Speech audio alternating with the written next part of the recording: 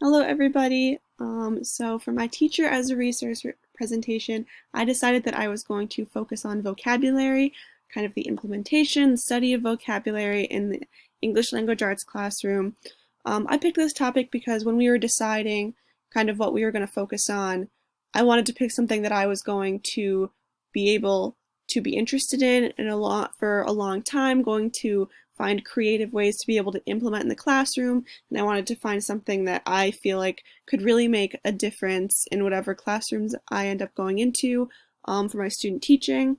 And I feel like this is something that is being studied more and more. It ties into like SATs, standardized testing. So I just felt like there was a lot of ground to cover on this particular field.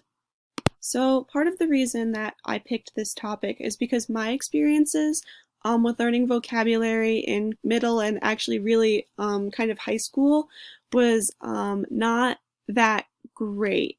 There were a lot of classes when I was like thinking over how to go about this project. I was thinking about kind of what I went through when I was prepping for the SATs, like learning vocabulary from different texts, and I just feel like there was a lot that kind of wasn't covered. And one of those things that stuck out to me was that a lot of my teachers taught just memorization and not implementation. So when I was preparing to take the SATs, as everybody knows, there's this massive list of vocabulary that you are trying to comprehend as you're going in to take this test. And basically, when I was getting ready to take the SAT, my English teacher handed my class this massive packet of words, and like these words did not have definitions with them. He basically handed us the packet and he said, here are these words. Learn as many as you can before you take the test. There was no checkpoints or even quizzes. He just kind of, it was like a every man for yourself kind of thing. It was there was no structure really. We were just handed this overwhelming list of words with no real meaning attached to any of them. We had no deadlines. It was just very overwhelming. So along with the kind of method that we were learning, not really being super productive, when we were learning vocabulary words, maybe through the text that we were reading or just for weekly like spelling and definition tests, what I noticed was we would learn the words, we were given a list and we'd have to, find the definition, spelling, that standard kind of thing. And we would maybe even like use them in a sentence on a test, but then we never came back to them again. It was kind of a list of words that ended up being something that we used for 1 week, 5 days, really, and then we never came back to them. And a lot of the research that I was looking at really suggests that you have to keep revisiting the vocabulary that your students are learning, or else it just won't stick with them. So there were a lot of different things that I was able to find when I was researching for this project. And there was a lot of different research and articles about, different ways to teach vocabulary and different ways to kind of mix that up. But I also wanted to focus on kind of the more theory-based things about teaching vocabulary itself. And that the first thing I wanted to talk about was that vocabulary instruction, and pretty much every source emphasized this, it really has to be multifaceted. It's not enough to be going through the text that you're reading with your class or having the student come to you with their independent reading book and say, hey, what's this word?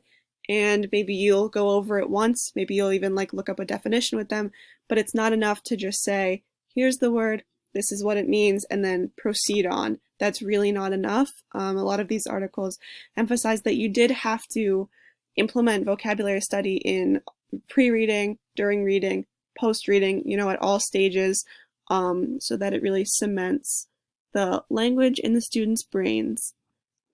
Another thing that I thought was really interesting is that, this vocabulary study is not just for elementary students, it's not just for even middle school students. You need to be able to teach your students how to properly study vocabulary all the way up into high school and really into college as well.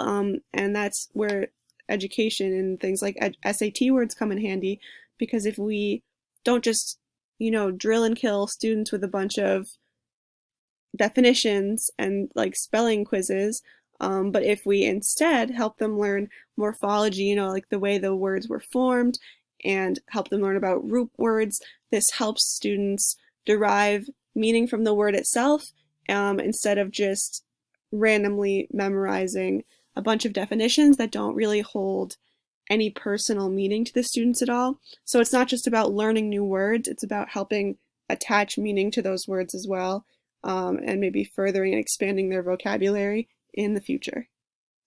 So I tried to think of a couple different ways, based on classrooms that I've been in, based on some stuff I was finding online, and just some other things that I would like to see implemented. I tried to come up with a couple ways that I feel like I could bring some vocabulary study to wherever I end up for student teaching. So one of these, we were talking in one of our other classes about a lot of pre-reading activities. So this would involve, obviously I have read whatever text I am teaching to my class, but that would involve picking out vocabulary that I think a lot of students will have a hard time with, and maybe going through those words in advance, and learning kind of the meaning and the context attached to those words. And I think that could be really helpful when students are reading the book instead of, having this roadblock of a word they aren't sure about. I think that would ease a lot of that tension as they're going through and reading for their homework. And then something else that I saw that I really, really liked was the idea of keeping a running vocabulary list in the classroom. This is where those, really big post-it notes could come in handy. A lot of teachers I've seen, and even some professors I've had in college, have assigned students different roles for the week. So this would involve a student having kind of a researcher role, where students would come in with words either from our independent reading books or the books that we're reading in class, saying, hey, I'm really not sure about the meaning of this word. Like, is this something that we can research together as a class? And then our researcher students, whoever that happened to be for the week, would help us research, and we could connect those words to meaning, and we could find out the context that they lie in the book. And I think that would be a really good way for students to expand their vocabulary as well as aiding in their reading process. And the last implementation that I wanted to talk about would be more oriented toward a class where a teacher was pretty set on teaching students consistently, a small list of words every week, maybe between 5 and 10 words every week. A lot of classrooms do that kind of thing. And it would also be helpful in a class where the students were keeping journals. I thought it would be really neat if students could take the words that they had been learning all week, now that they had a really firm grasp on the definitions and kind of how they would use the words, if they could complete some kind of writing using the vocabulary words that they had learned. This could be a creative assignment or some kind of personal narrative, just something where they are using their new language and mixing it with the language they already have to create something new.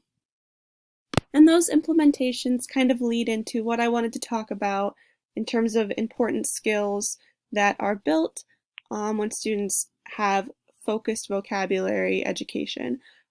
So the first little skill section I want to talk about was the application and the implementation. So this goes back to what I was talking about when I had vocabulary education in terms of like my SAT words that just really didn't stick for me.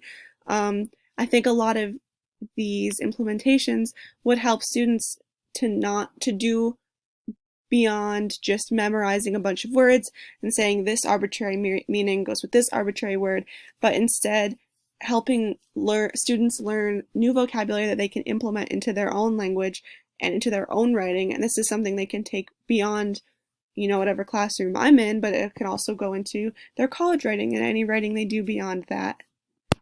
Also, that ties into that is the composition. So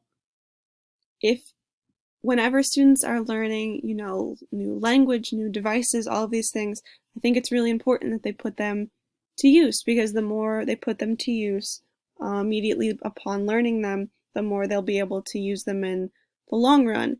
And I think that's why, that whole thing of handing students this big packet of SAT words to use, they're going to, learn what they can, but most likely they're never going to use those words again. So if we teach students not only new vocabulary, but how to process new words and how to teach themselves new vocabulary, they're going to expand their language monumentally, and the things that they compose in the future, not just in ELA class, but in any class where they're going to be writing and in any scenario that they're going to be writing.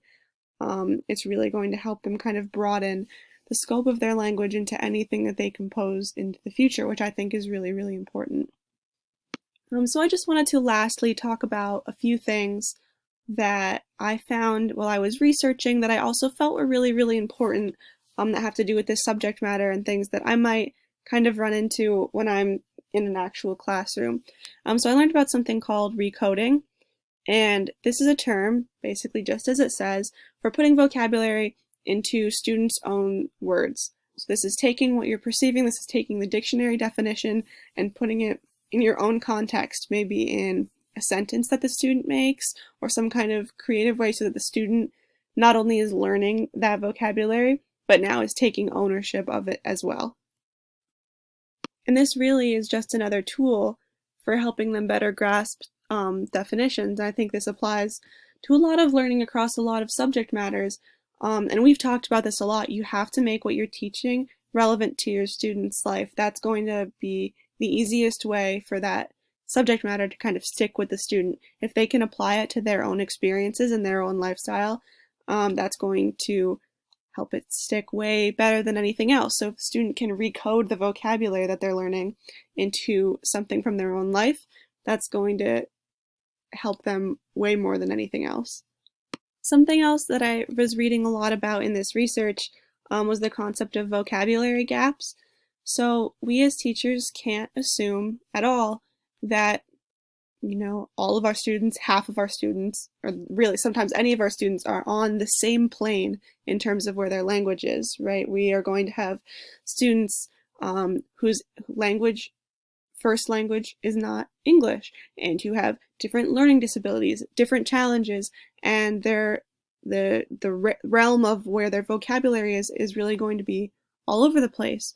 So if we give them building blocks to learn all of these new words, we're going to be able to diversify our teaching so that students of all different learning abilities will be able to grasp this new language that we're throwing at them.